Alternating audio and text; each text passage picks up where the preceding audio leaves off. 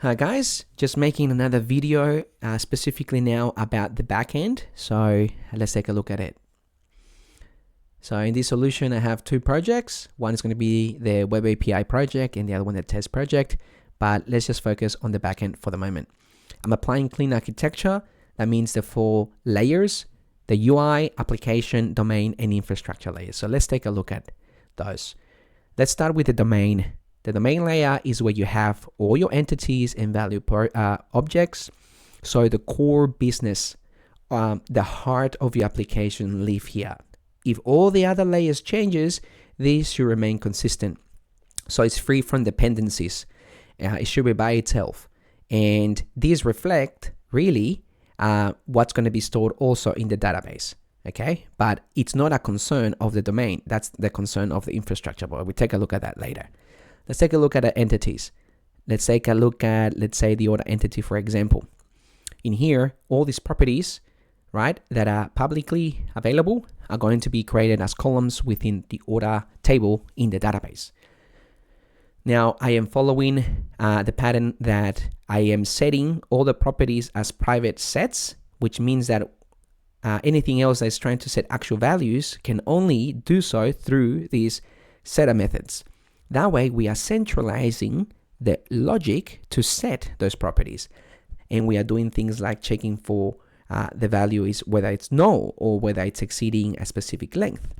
That way, we're not having logic spread all through our applications, but we are centralizing this. So in the future, if we're changing this implementation, our application doesn't break. So we are centralizing logic here. The getters are going to be public, which means everybody can read it, which is great.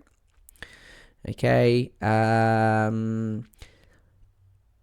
pretty much it in terms of sort of entities. The other ones follow the same pattern. For example, the photo entity will have, again, properties here, and then we have the business logic here, and so on. Okay, and for value objects, these are going to be a domain-driven design concept. An owned property, specifically for EF Core, is going to be an aggregate that in itself can be an entity by itself. It really belongs to another one. So in this case, the order entity is the parent or owns the shipping address. So all these properties will get created as columns within the order entity. So that's sort of the gist of an owned property. Sorry, an owned class. Okay, but we are applying the same logic here. We are having the actual properties as private setters, which means that we're only exposing these methods for validation and so on. So that's going to be the domain. And take a look at the infrastructure now. The infrastructure, it relates to anything external to the application. So things like saving to the database or integrating with third-party APIs. So our persistence will be responsible for configuring our database. So I created configuration profiles that's just going to allow us to specify things like the constraints of, precision, maximum length, and so on. We'll also be specifying our relationships, so one to many, many to one, and what happens when we delete those, a record, what would happen to the related table, and so on. So we can specify all of this here. The reason why I decided to do this is because I am using SQLite as a database for in-memory integration tests. That way, EF Core can take these configurations, and whenever it spins up an instance of SQLite, it can apply these configurations and translate it to how SQLite likes it, and not, for example, Microsoft SQL Server likes it. And I can test with real data flow. So that's the main reason why I will specify configurations like that, is to decouple my application from a specific database.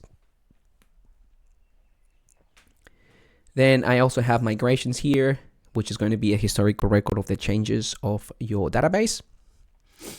And then seeding as well. I provided a seed class here that will seed data from these JSON files here, in case you don't have any. So that's going to be the seed class. And then the actual data context, which is going to inherit from identity DB context, which that includes DB context as well as the identity information that my application needs, because I am using Microsoft Identity for that. So I specify all my tables here, and then I'm overriding 3 methods. Most importantly, the on model creating. So it's going to allow me to specify the configuration files for those tables, and save changes async. So save changes is going to execute when we are creating something, and that way we can set the actual value of created on as a property, and upon saving, and when we are updating, we can update the property updated on. And that's just more for auditing purposes, so we can see when it was created and when it was last updated, for instance. So clean architecture also dictates that we should decouple our application from the infrastructure via interfaces, specifically repositories. So I only created one repository here, and that's going to be for the user entity. And for everything else, I've just injected the data context directly into the application. But in order to decouple and make things even more testable and maintainable, you should be really creating repositories for each. And there are different ways how to approach that. That can be a generic repository pattern, or the unit of work, which has a generic repository inside. There are different methods how to do it, but I just created one for the user, and then for the other ones, I've just injected that into directly into the application layer. And then my services are going to be the actual concrete implementations of the interfaces that have to do with the third-party integration. So in this case, Clorinary service is going to be the concrete implementation of the media storage service, which the application uses in order to save files, right? In the future, let's say we change from Clorinary to Blob service in Azure, it should be implementing, of course, the same contract. And that way, my application doesn't break, because it's not concerned about the concrete implementations, but my application layer is only concerned with the contract, which is that's what clean architecture does for you. It decouples things, so things don't break and things can actually be tested really nicely. And same thing with Stripe. We can change it to a different service provider. So let's close all these here. That's going to be the infrastructure. The application is going to be sort of the main orchestrator, or the orchestrator really, of the use cases, and serve the UI all the information that it needs. So it's going to be mainly the main orchestrator for input and output of information. So in here, DTOs are going to be used specifically between the UI and the application. And if we take a look at my port models, let's take a look at the payment service. The gateway, here it is. The port models are going to be the models at the boundary between the infrastructure and the application. Why these are important? Again, because let's say that we change our infrastructure implementation, and the model that Stripe gives us would be different to a different provider, right? But if we have a port model, right, at the boundary, then we can map between the third-party implementation to the boundary model, in this case, the payment intent model, for instance. That way my application, again, doesn't break. It can just use that decoupled model. And that's just fantastic, because we don't have to depend on a specific implementation anymore. We can be agnostic. So that's the reason why we will use port models for interfacing between application and infrastructure. And DTOs, similar reason. DTOs only are purely for data transfer at the boundary as well. So, and they should really reflect what the intent is. So for example, if we take a look at the product create DTO side by side by the actual product DTO, we can see here that we're only transferring what we need and not unnecessary properties. That way, again, it makes things really easy to test and really easy to debug, because we are not spinning up unnecessary values for properties that we don't need for a specific action. Okay, so that's going to be the DTOs here. And mappings, I'm going to be using AutoMapper. So we have all my configurations here. So when I go from, let's say, a DTO to an entity, what happens, and so on.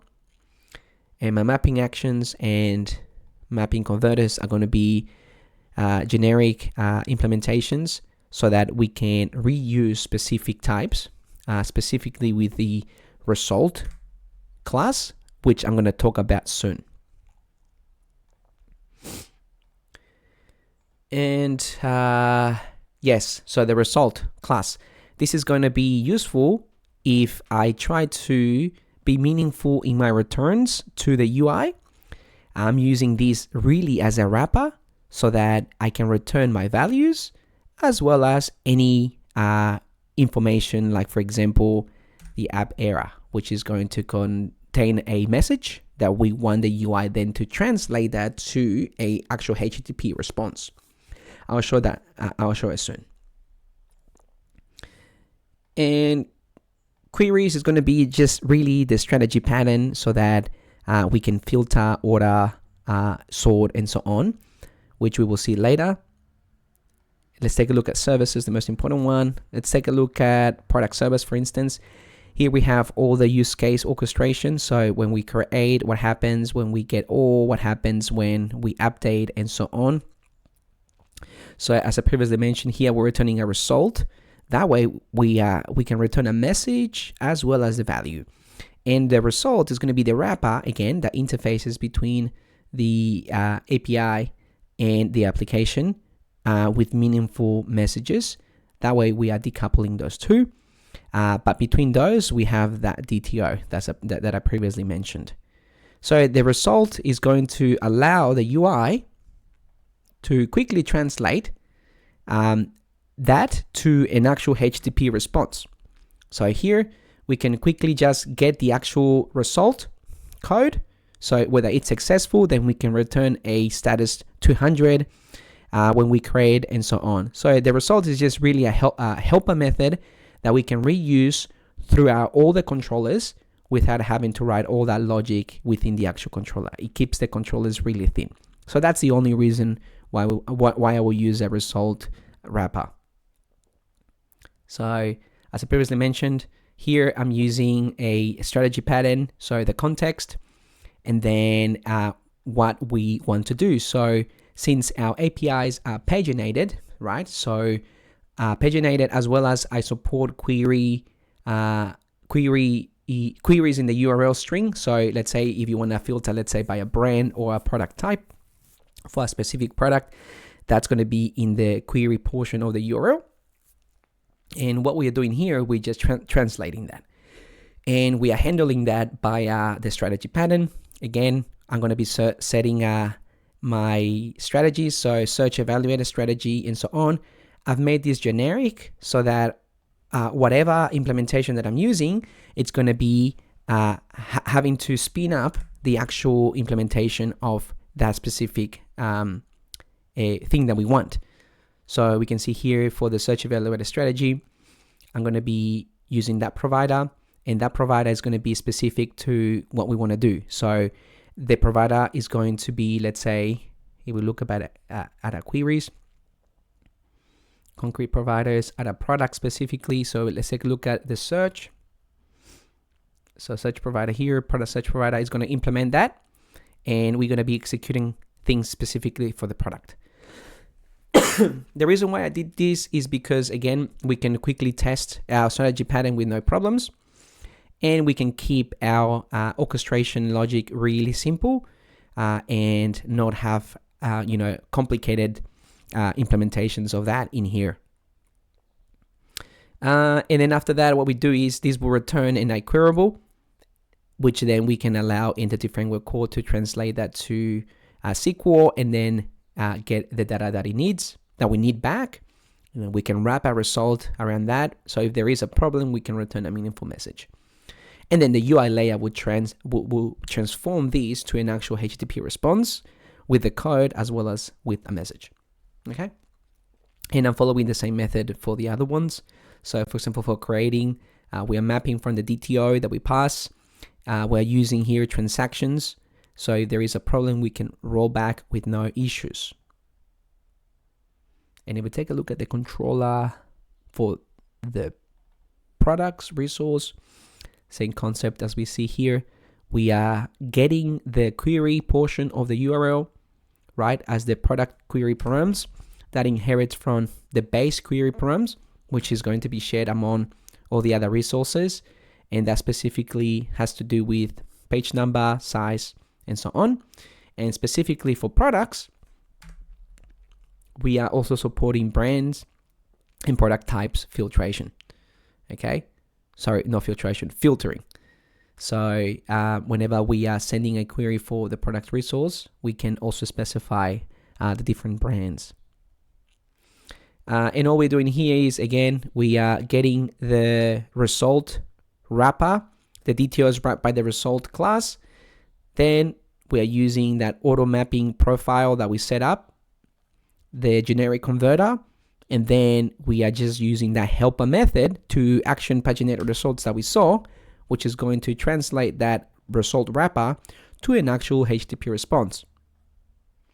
Again, the reason why I did this is to decouple the logic within the application layer and the UI layer, and also minimize the logic that we run per request here by just creating a helper method. So that's going to be the endpoints. And then middleware, that's just going to be centralizing my logic in case we haven't handled something. We can still catch it and we can log it, and then we can return a really helpful message. Okay, so that's pretty much it. Oh yeah, one last thing. So the UI will also have their own models. So there's going to be a request model and a response model. That way we can specify, that's the query params. Let's close all of this here. And let's look at, for example, the create order request. We can specify, what things are required, the minimum length and so on, so that we can validate the data that even hits our controllers.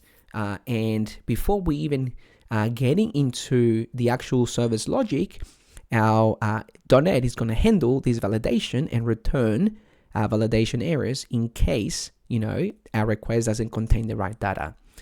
And that way we can also then grab these request models and transform them to the DTOs that our application layer needs. This way we are separating everything from each other. And that's why AutoMapper is very helpful, so that we can configure what happens between those models as we map. And then response models as well, so that we're only responding what we want and not the whole entity, because again, we want to encapsulate. We don't want to give all the information away. We just want to expose responses, right, that are really thought about, and that way we don't reveal everything. We just reveal what exactly we need. So a product response, as we can see here, a product entity had a lot more, but we don't want to give everything away. So now we're just responding with the bare minimum. And that's just good for security practices as well. And that's pretty much it. So thank you so much. I know this video went for a little while, but I wanted to look through everything. Oh yes, last thing, configuration. Everything is through the programs, but I've cleaned it up so then I've just created static classes here that will allow me to configure things and separate things nicely. For example, the Swagger has its own thing. The database config has its own class here. Login services has its own thing here. So I'm using here Serilog. For some reason, I just forgot the name. I'm using Serilog here to write to a local file, to a local text file. So that way, when you want to make a change, you don't have a program class that is humongous, but you have separate little static classes here that you can come in and make changes. So here is the old way that I did things and what happens when I, play around with things. So that's pretty much it, guys. Thank you for listening. See you until the next one.